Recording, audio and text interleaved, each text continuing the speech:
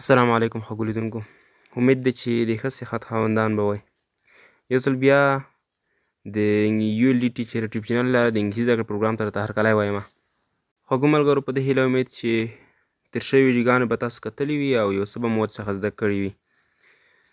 راځو د انګلیسي زده کړې پروګرام په سلسله کې نن یو ځل بیا یو څه مهمې جملې لولو. خو مخکې له دې چې تاسو باندې پیل وکړو ستاسو څخه په ډېرې مهربانۍ سره د یوه هیله کېږي چې تاسو د یو لی ټیچر یوټیوب چینل که چې تاسو سبسکرایب کړی نه وي نو د یو لی ټیچر یوټیوب چینل ته سبسکرایب کړئ تر څو هره ویډیو چې مونږ اپلوډ کوو تاسو ته در ورسیږي بغیر له کوم سرچ څخه. درس شروع کوو. لومړی مهمه جمله I am your guest today. I am your guest today. زه نن ستاسو میلمه یم. I am your guest today. زه نن ستاسو میلمه یم. او که غواړئ چې د جمله نور هم ښایسته کړئ لکه مثال وایئ چې I am your guest for today's lunch. زه ستاسو میلمه یم خو د نن ورځې د غرمې ډوډۍ لپاره. او یا I am your guest for today's dinner. تاسو کولی شئ چې زیاته جملې ورباندې جوړه کړئ. بله جمله You are our guest today. You are our guest today. تاسو نن زموږ میلمانه یئ. تاسو نن زموږ میلمانه یئ. You are our guest today. تاسو نن زموږ میلمانه یئ. بله جمله Where will we eat lunch today?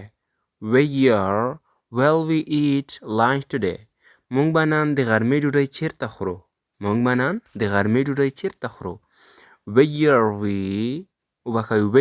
will we eat lunch today? مونږ به نن د غرمې ډوډۍ چیرته خورو؟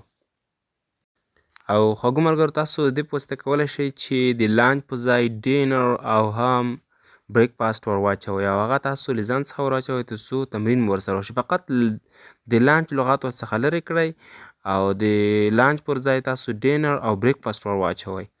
نور همدغه جمله ولولئ. ځواب We will eat lunch in the hotel today.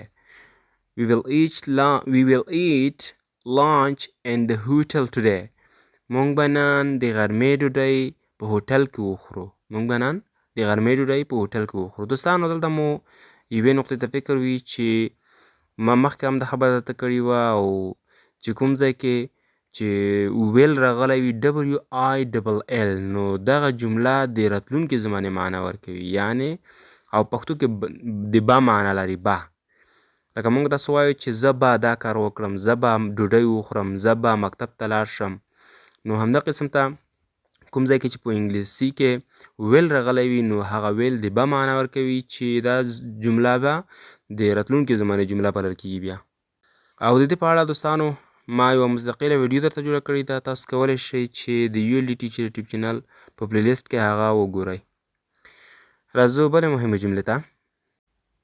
او ملګرو کوم ځای کې چې what time راغلی وي نو what time معنا څه وخت او تاسو کولی شئ چې د دې په واسطه ښایسته ښایسته جملې نوره جوړې کړئ. لکه مثال what time we will go to work.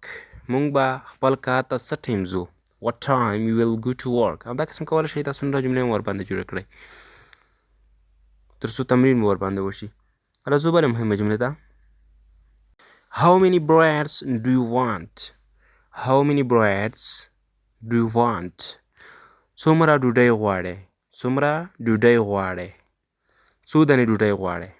How many breads do you want? څو دانې ډوډۍ غواړې یا څومره ډوډۍ غواړې؟ ځواب I want 2 breads. I want 2 breads. زه فقط 2 ډوډۍ غواړم. زه 2 ډوډۍ غواړم. بله جمله It's time for lunch. Let's go to the hotel. It's time for lunch. Let's go to the hotel. د غرمې ډوډۍ وخت دی راځئ چې هوټل ته لاړ شو. It's time for lunch. د غرمې ډوډۍ وخت دی Let's go to the hotel. راځئ چې هوټل ته لاړ شو. خوږو ملګرو د یوه یادونه باید وکړم چې زه هر وخت ستاسو لپاره سره د دې چې درس لږ وایم خو کوشش کوم چې په درس کې کومې جملې زه تاسو ته راوړم د هغې جملې په واسطه د نورو جملو د راویستلو طریقه تاسو ته وښیم چې د هغې په واسطه تاسو کولی شئ چې د یوې جملې په مرسته 15 شل او په خپله له همغه یوې جملې څخه راوباسئ چې دې په واسطه تاسو کولی شئ چې انګلیسي بیخي درته اسانه شي او تمرین به مو هم ورسره کیږي. نو له همدې وجې درس کم وي خو یو څه نه څه غږول پکې زیات وي. نو په دې هیله به تاسو ما بښئ. او بله مهمه خبره خوږو ملګرو دغه چا لپاره چې دوی غواړي زموږ د انګلیسي زده کړې نورو ویډیوګانو ته هم لاسرسی پیدا کړي فقط تاسو لاړ شئ د یولی ټیچر یوټیوب چینل د پروفایل په عکس باندې کلیک وکړئ. له هماغه ځایه تاسو ته د یوټیوب چینل د هوم پیج راښکاره کیږي. هلته به تاسو هغه نوره ویډیوګانې کورس پیدا کړئ. دوستانو نننۍ ویډیو په همدغه ځای باندې بس کوو په دې هیله امید چې تاسو به څخه ستړي شوي نه وئ او ویډیو به مو خوښه شوې وي او مفیده به درته تمام شوې وي. د بیا لپاره د الله په امان.